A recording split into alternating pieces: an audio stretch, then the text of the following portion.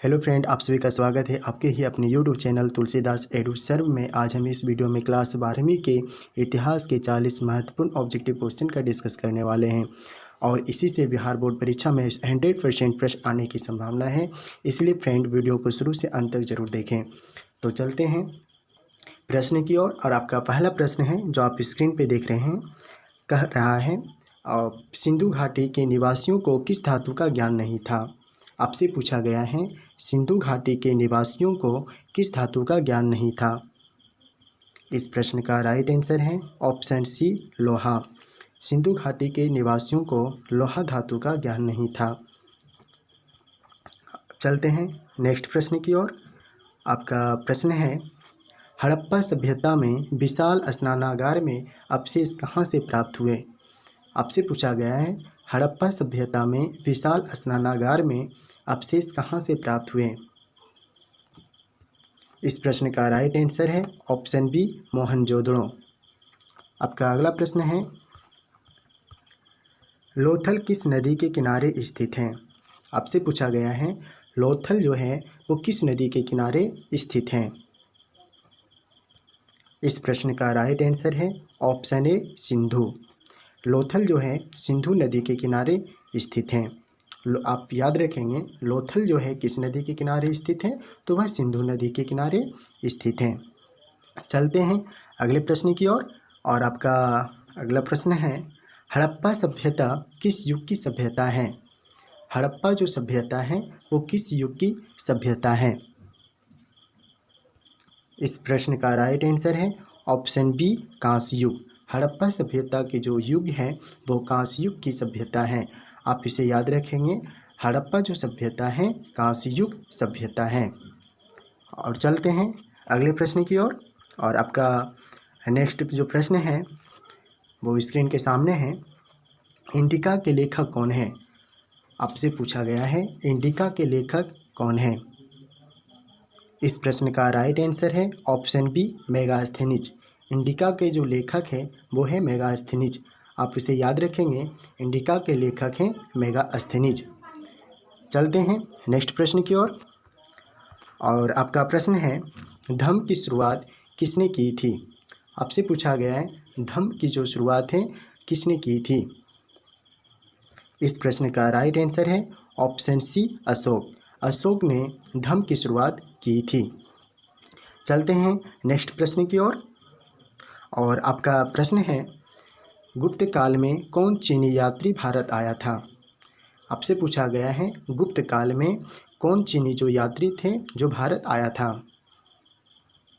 इस प्रश्न का राइट आंसर है ऑप्शन बी, फाहियान। फाहियान जो एक चीनी यात्री थे और गुप्त काल के समय में भारत आया था। उस समय भारत में गुप्त जो वंश का काल जो शासन था और उस समय ही फाहियान जो है एक भारत आया था और फाहियान जो एक चीनी यात्री थे। आप इसको याद रखेंगे। चलते हैं नेक्स्ट प्रश्न की ओर। और आपका जो प्रश्न है जो आपसे पूछा गया है पुराणों की संख्या कितनी है। पुराणों की संख्या कितनी है। इस प्रश्न का राइट आंसर है ऑप्शन बी, 18। पुराणों की जो संख्या है वो है 18। इसलिए फ्रेंड इसका राइट आंसर होगा ऑप्शन बी, 18। चलते हैं अगले प्रश्न की ओर। जो आपका प्रश्न है महाभारत की रचना किस भाषा में हुई। आपसे पूछा गया है महाभारत की जो रचना हुई वो किस भाषा में हुई। इस प्रश्न का राइट आंसर है ऑप्शन ए, संस्कृत। महाभारत की जो रचना हुई वो संस्कृत भाषा में हुई। आप इसको याद रखेंगे, महाभारत की जो रचना है वो संस्कृत भाषा में हुआ। तो चलते हैं फ्रेंड अगले प्रश्न की ओर। और आपका प्रश्न है श्रीमद् भागवत गीता के महत्व पर किसने विचार व्यक्त किए। आपसे पूछा गया है श्रीमद् भागवत गीता के महत्व पर किसने विचार व्यक्त किए हैं। इस प्रश्न का राइट आंसर है ऑप्शन बी, बाल गंगाधर तिलक। इसका राइट आंसर होगा ऑप्शन बी, बाल गंगाधर तिलक। चलते हैं नेक्स्ट प्रश्न की ओर। और आपका प्रश्न है श्वेतांबर एवं दिगंबर का संबंध किस धर्म से है। आपसे पूछा गया है श्वेतांबर एवं दिगंबर जो है वो किस धर्म से हैं। इस प्रश्न का राइट आंसर होगा ऑप्शन बी जैन धर्म। श्वेतांबर एवं दिगंबर का जो संबंध है वो जैन धर्म से है। चलते हैं नेक्स्ट प्रश्न की ओर। और आपसे पूछा गया है महावीर ने पार्श्वनाथ के सिद्धांतों में नया सिद्धांत क्या जोड़ा है। महावीर ने पार्श्वनाथ के सिद्धांतों में नया सिद्धांत क्या जोड़ा है। इस प्रश्न का राइट आंसर है ऑप्शन बी ब्रह्मचर्य। चलते हैं नेक्स्ट प्रश्न की ओर। आइन ए अकबरी के लेखक कौन है। आइन ए अकबरी के लेखक कौन है। इस प्रश्न का राइट आंसर है ऑप्शन सी अबुल फजल। अबुल फजल ने आइन ए अकबरी लिखे थे। आइन ए अकबरी के जो लेखक हैं अबुल फजल हैं, इसलिए फ्रेंड इसका राइट आंसर होगा ऑप्शन सी अबुल फजल। चलते हैं नेक्स्ट प्रश्न की ओर। और आपसे पूछा गया है तंबाकू का सेवन सर्वप्रथम किस मुगल सम्राट ने किया। आपसे पूछा गया है तंबाकू का जो सेवन है सर्वप्रथम किस मुगल सम्राट ने किया। इस प्रश्न का राइट आंसर है ऑप्शन ए अकबर। अकबर पहला मुगल सम्राट था जिसने तंबाकू का सेवन सर्वप्रथम किया था, इसलिए फ्रेंड इसका जो राइट आंसर होगा ऑप्शन ए अकबर। चलते हैं नेक्स्ट प्रश्न की ओर। और आपसे पूछा गया है अकबर ने टोडरमल को दीवाने ए अशरफ कब नियुक्त किया। आपसे पूछा गया है अकबर ने टोडरमल को दीवाने ए अशरफ कब नियुक्त किया। इस प्रश्न का राइट आंसर है ऑप्शन ए 1582 ईस्वी में। इसका राइट आंसर होगा 1582 ईस्वी में। आपका नेक्स्ट प्रश्न है भारत का प्रथम मुगल शासक कौन था। आपसे पूछा गया है भारत का प्रथम मुगल शासक कौन था। इस प्रश्न का राइट आंसर है ऑप्शन ए बाबर। बाबर जो था मुगल शासक थे और यह भारत के प्रथम मुगल शासक थे। बाबर जो है भारत का प्रथम मुगल शासक थे, इसलिए फ्रेंड इसका जो राइट आंसर होता बाबर, इसलिए आपका जो राइट आंसर है वो बाबर ही होगा। चलते हैं नेक्स्ट प्रश्न की ओर। और आपका जो प्रश्न है अब जो आपसे पूछा गया है फतेहपुर सीकरी को किसने राजधानी बनाया। फतेहपुर सीकरी को किसने राजधानी बनाया। इस प्रश्न का राइट आंसर है ऑप्शन बी अकबर। अकबर ने फतेहपुर सीकरी को अपनी राजधानी बनाया था। अकबर ने फतेहपुर सीकरी को अपनी राजधानी बनाया था। चलते हैं नेक्स्ट प्रश्न की ओर। और आपसे पूछा गया है अकबर ने दीन ए इलाही कब प्रारंभ किया। अकबर ने दीन ए इलाही कब प्रारंभ किया। इस प्रश्न का राइट आंसर है ऑप्शन ए 1562 ईस्वी में। इसका राइट आंसर होता 1562 ईस्वी में। अब बात आता है कि दीन ए इलाही जो धर्म है, एक प्रकार का अकबर ने एक धर्म चलाया था दीन ए इलाही धर्म, और यह जो चलाए थे 1582 ईस्वी में 1562 ईस्वी में अकबर ने एक धर्म चलाया था दीन ए इलाही धर्म। और वह कब प्रारंभ किए थे 1562 ईस्वी में। कब किया था 1562 ईस्वी में। चलते हैं नेक्स्ट प्रश्न की ओर। और आपका जो प्रश्न है जो स्क्रीन के सामने है, औरंगजेब ने अपने जीवन का अंतिम भाग बिताया। आपसे पूछा गया है औरंगजेब ने अपने जीवन का जो अंतिम भाग बिताया था। इस प्रश्न का राइट आंसर होगा ऑप्शन डी दक्षिणी भारत में। चलते हैं नेक्स्ट प्रश्न की ओर। रूस में भारत विद्या का जनक किसे कहा जाता है। रूस में भारत विद्या का जनक किसे कहा जाता है। इस प्रश्न का राइट आंसर होगा ऑप्शन बी जी.एस. लिविदेव। जी.एस. लिविदेव। चलते हैं नेक्स्ट प्रश्न की ओर। हम्पी नगर किस साम्राज्य से संबंधित है। आपसे पूछा गया है हम्पी जो नगर है किस साम्राज्य से संबंधित है। इस प्रश्न का राइट आंसर है ऑप्शन डी विजयनगर साम्राज्य से। हम्पी जो नगर है वो किस साम्राज्य से संबंधित है, तो विजयनगर साम्राज्य से संबंधित है। फ्रेंड अभी तक मेरे यूट्यूब चैनल को सब्सक्राइब नहीं किए हैं तो सब्सक्राइब करें और अपने दोस्तों के साथ शेयर करें। आपकी परीक्षा में आने वाले जो भी प्रश्न होगा इससे तो ज़रूर है 5 या 10 प्रश्न जो इससे ज़रूर ही मैच करेगा, इसलिए आप इसका नोट बनाकर अपने कॉपी में लिखें या फिर वीडियो को दोबारा देखें और याद करें।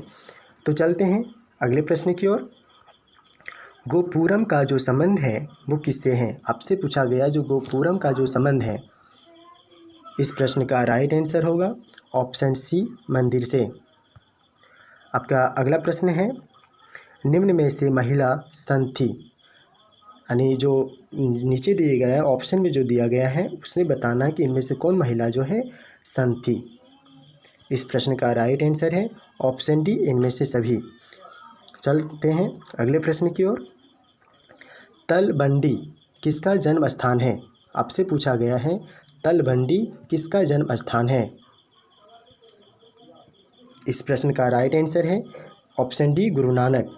गुरु नानक का जो जन्म हुआ था वो तलबंडी नामक ग्राम में हुआ था, इसलिए फ्रेंड इसका राइट आंसर है ऑप्शन डी, गुरु नानक।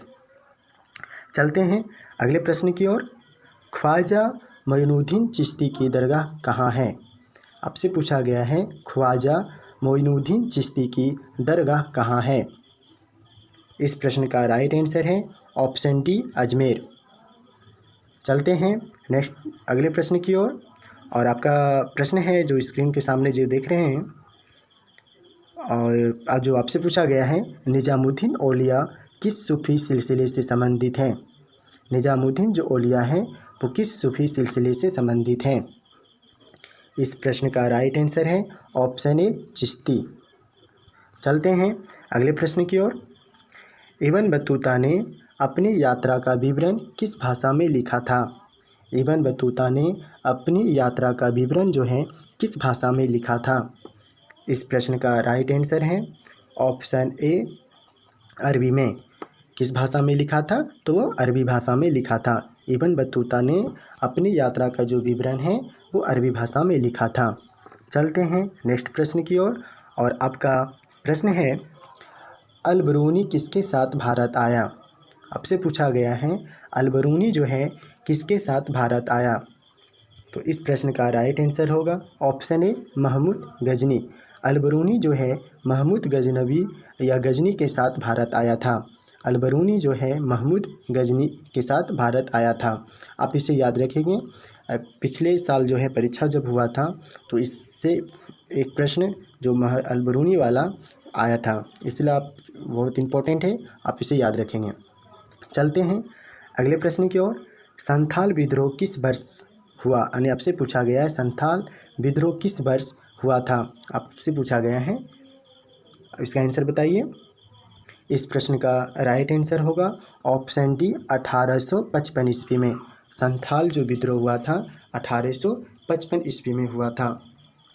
चलते हैं अगले प्रश्न की ओर। और आपका प्रश्न है कॉर्नवालिस कोड बना है। आपसे पूछा गया कॉर्नवालिस कोड बना, तो यानी किस वर्ष बना है आपको ही बताना है कॉर्नवालिस कोड। इस प्रश्न का राइट आंसर है ऑप्शन बी, 1793 ईस्वी में। 1793 ईस्वी में। चलते हैं नेक्स्ट प्रश्न की ओर। और जो आपसे पूछा गया है महलवाड़ी बंदोबस्त किसके द्वारा लागू किया गया? महलवाड़ी बंदोबस्त किसके द्वारा लागू किया गया? इस प्रश्न का राइट आंसर है ऑप्शन ए, मार्टिन बर्ड। चलते हैं अगले प्रश्न की ओर। और आपका प्रश्न है जो आप स्क्रीन पे देख रहे हैं, पटना में 1857 के विद्रोह का नेतृत्व किसने किया? आपसे पूछा गया है पटना में 1857 के विद्रोह का नेतृत्व किसने किया? इस प्रश्न का राइट आंसर है ऑप्शन सी, कुंवर सिंह। 1857 के विद्रोह का जो पटना में 1857 के विद्रोह का नेतृत्व जो किया था वो कुंवर सिंह किए थे, और इसलिए फ्रेंड इसको याद रखिएगा। चलते हैं अगले प्रश्न की ओर। और आपसे पूछा गया है 1853 के विद्रोह का तत्कालिक कारण क्या था? 1853 के जो विद्रोह था वो उसका तत्कालिक कारण क्या था? इस प्रश्न का जो राइट आंसर होगा ऑप्शन सी, चर्बी वाले कारतूस। चलते हैं अगले प्रश्न की ओर। द ग्रेट रिवोल्ट नामक पुस्तक के लेखक कौन हैं? द ग्रेट रिवोल्ट नामक पुस्तक के लेखक कौन हैं? इस प्रश्न का राइट आंसर है ऑप्शन बी, अशोक मेहता। अशोक मेहता ने द ग्रेट रिवोल्ट नामक पुस्तक लिखा था। आप इसे याद रखेंगे, द ग्रेट रिवोल्ट नामक जो पुस्तक के लेखक कौन हैं? तो अशोक मेहता हैं। चलते हैं अगले प्रश्न की ओर। और आपका जो प्रश्न है, जो पुर्तगालियों ने गोवा पर कब अधिकार किया? आपसे पूछा गया है, पुर्तगालियों ने गोवा पर कब अधिकार किया? इस प्रश्न का राइट आंसर होगा ऑप्शन सी, 1510 ईस्वी में। पुर्तगालियों ने गोवा पर 1510 ईस्वी में अपना अधिकार स्थापित कर लिया था। चलते हैं अगले प्रश्न की ओर। और आपका अगला प्रश्न है, भारत में आने वाला प्रथम पुर्तगाली कौन था? भारत में आने वाला प्रथम पुर्तगाली कौन था? इस प्रश्न का राइट आंसर होगा option C, Vasco da Gama. Vasco जो डी गामा थे प्रथम पुर्तगाली थे और भारत आने वाला प्रथम पुर्तगाली व्यक्ति थे, वास्को डी गामा। इसलिए आपको फ्रेंड इसका राइट आंसर होगा वास्को डी गामा। चलते हैं नेक्स्ट प्रश्न की ओर। और आपका जो प्रश्न है जो आपसे पूछा गया है, 7 द्वीपों का नगर किसे कहा जाता है? 7 द्वीपों का नगर किसे कहा जाता है? इस प्रश्न का राइट आंसर होगा ऑप्शन डी, मुंबई। चलते हैं अगले प्रश्न की ओर। फोर्ट विलियम किस शहर में स्थित है? फोर्ट विलियम किस शहर में स्थित है? इस प्रश्न का राइट आंसर होगा ऑप्शन डी, कोलकाता। कोलकाता में फोर्ट विलियम जो है, फोर्ट विलियम जो है वो कोलकाता शहर में स्थित है। आप इसे याद रखेंगे, फोर्ट जो विलियम है वो कोलकाता शहर में स्थित है। चलते हैं नेक्स्ट प्रश्न की ओर। और आपका प्रश्न है, गेटवे ऑफ इंडिया किस शैली का उदाहरण है? आपसे पूछा गया है, गेटवे ऑफ इंडिया किस शैली का उदाहरण है? इस प्रश्न का राइट आंसर होगा ऑप्शन सी, इंडो सारासेनिक शैली। इंडो सारासेनिक शैली गेटवे ऑफ इंडिया जो है किस शैली का उदाहरण है? तो इंडो सारासेनिक शैली का उदाहरण है। आपका नेक्स्ट चलते हैं नेक्स्ट प्रश्न की ओर। और ये आपका आखिरी प्रश्न है, महात्मा गांधी का जन्म कब हुआ था? आपसे पूछा गया है, महात्मा गांधी का जो जन्म है कब हुआ था? इस प्रश्न का राइट आंसर है ऑप्शन ए, 2 अक्टूबर 1869। महात्मा गांधी का जो जन्म हुआ था 2 अक्टूबर 1869 ईस्वी को। दोस्तों, अगर इसी तरह और भी वीडियो चाहते हैं तो आप मेरे YouTube चैनल तुलसीदास एडुसर्व को सब्सक्राइब करें, बेल आइकॉन को प्रेस करें और अपने दोस्तों के साथ शेयर करें। तो मिलते हैं फिर नेक्स्ट वीडियो में, तब तक के लिए थैंक यू।